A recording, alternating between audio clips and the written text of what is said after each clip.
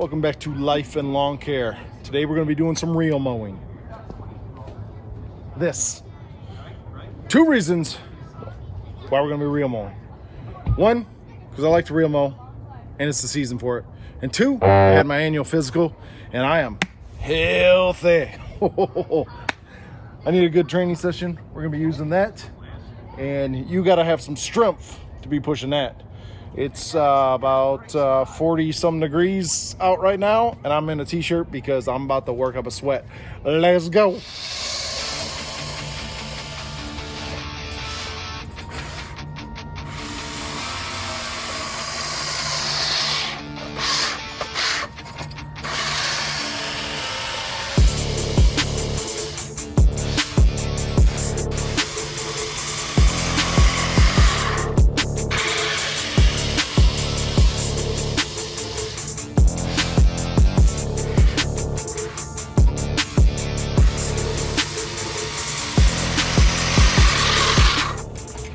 Well, just a good training session.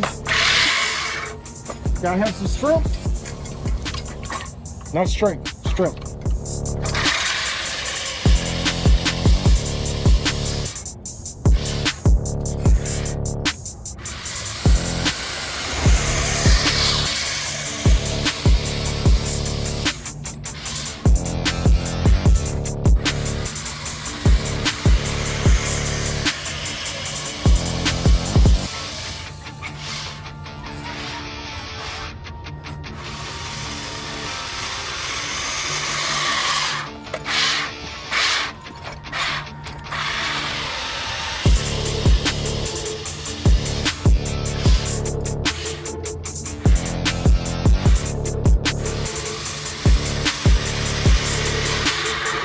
This is boring for you guys. You guys can't hardly see anything. I know you can't hardly see anything because I can barely see anything. Let me finish this up, then we'll just talk. Let's just talk.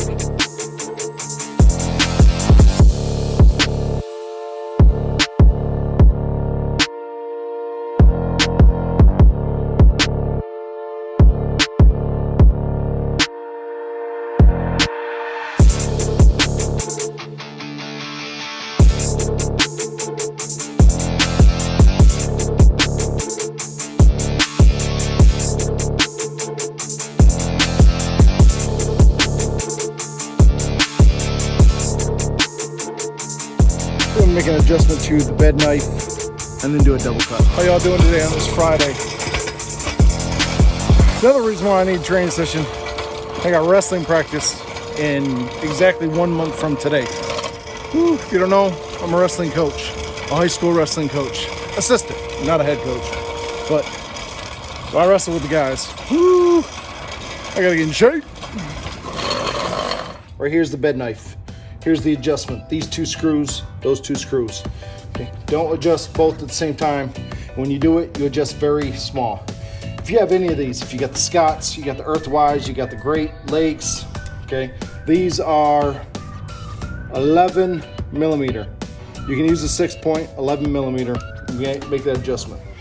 Okay, this one right here, if you tighten it, it pushes the back down, which then makes the front come up, which makes it tighter.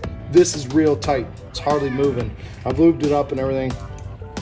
And the more you use it out on your grass, condensation gets in there, works that out, and then it gets tighter again. So we're gonna make slight adjustments. We are going to loosen it so we can make that bed knife go this way to make it a little bit looser. Just barely, like that. Like that. Try it. Woo! That's squealy. Now after you got that, now you need to check and make sure it'll still cut. To do that, to make sure it'll cut, get yourself a strip of paper. I recommend putting gloves on while doing this, or you will cut your phalanges possibly. Maybe not, but maybe. Okay.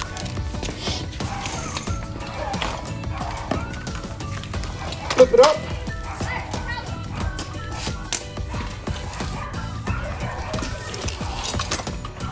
Here's your bed knife. This is what you're checking. Take a piece of paper, put it in here. See, we are not. Okay, we're cutting there. We're cutting there. We're cutting there. We are not cutting there. Okay, I've got to make an adjustment back to this side. Tighten it up a little bit.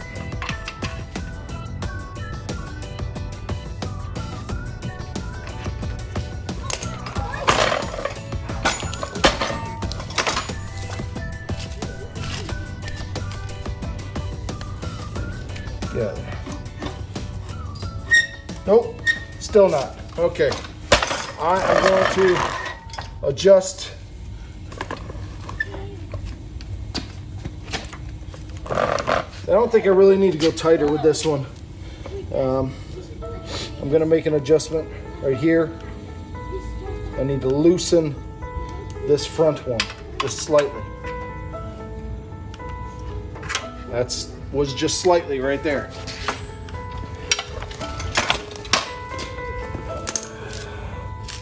Okay.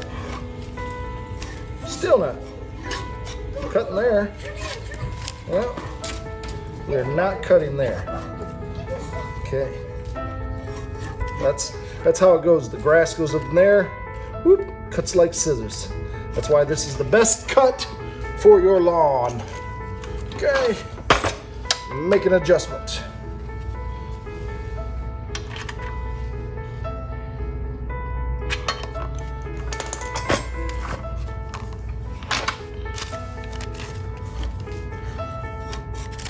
Well, we're getting closer. That's more of a tear.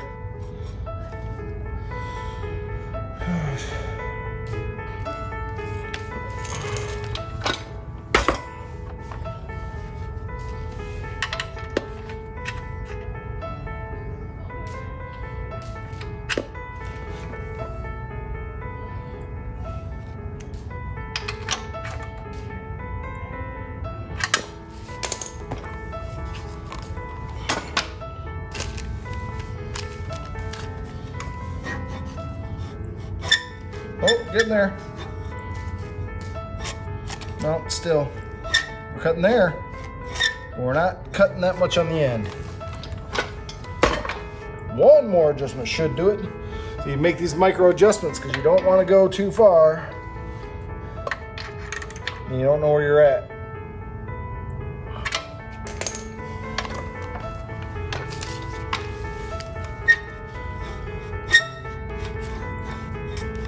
There we go. We're cutting. See? Watch. Okay. Watch. Oh, sorry about that. You're probably out. Okay, watch this. Okay, so that piece of paper right there. Let's put that in there. Whoop. See? There we go. We're cutting.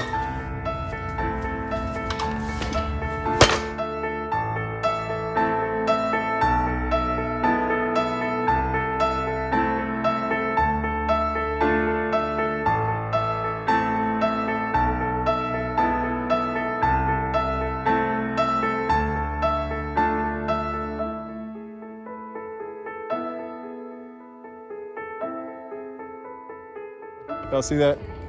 It's not looking the greatest right now. It is down to 1 inch and it should green up. Yesterday I applied some Scott's fertilizer, some 3204 with 2% iron. So hopefully these lighter spots that you see will green up. But it's okay shape. You see right in there, we got quite a bit of light spots. Hopefully that fertilizer I put down does the trick. That'll be the last application of the year. I'll take a walk, flip you around here. All right, let's talk. We'll go to the backyard. Had my annual physical yesterday and it went okay. My annual physical always goes decent. I try to take somewhat decent care of myself. The only thing that wasn't the greatest was my sugar. Now, diabetes, the Wilford Brimley, does run in my family. Those of y'all are not young and wondering what the heck I'm talking about, look it up. Wilford Brimley, diabetes. Here's the backyard, I'll show you. I did not real mow this, but this is cut down to 1 3/8, whereas the real mow that I just did was 1 inch. I overseeded yesterday with some perennial ryegrass, that overseeded and overseeded all that. All right, so that's the state of the lawn. Now, state of myself. Okay, y'all see me good? All right, state of myself is okay. My sugar was a bit high. Now, like I said, the Wilford Brimley diabetes does run in my family, and my mama and my daddy didn't do me any good favors with in the health department. They were both, I used to kind of joke around, they were both racing to the grave, and they did. They both passed away last year within 9 days of each other. And they hadn't been married in 45, 46 years. They hadn't been married to each other. They haven't lived in the same state for almost 30 years. So them dying that close together, they had the same thing, high blood pressure, diabetic, heart disease, all that kind of stuff. So I told myself, if the doctor ever said that, hey, Mike, you gotta do something here, I told myself that I was going to listen to him. I was going to make it happen, because I've always been active.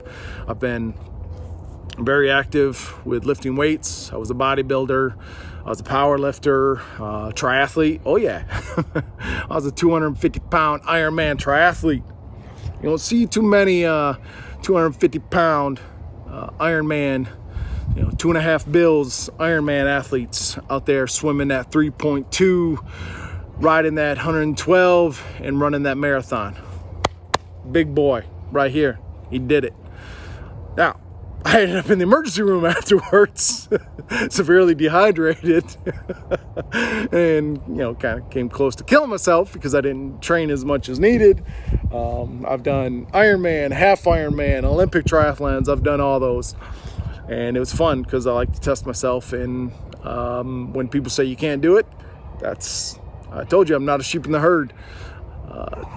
I go out there and make it happen. So, yes, I was 255 pounds when I weighed in. Being transparent with you guys, 255 pounds when I weighed in at my annual physical, which was 5 days ago. Today's Friday. That was on Monday. 255 pounds. I want you guys out there. Now, I should have prefaced this before. Hey, ladies, this is going to be some man talk.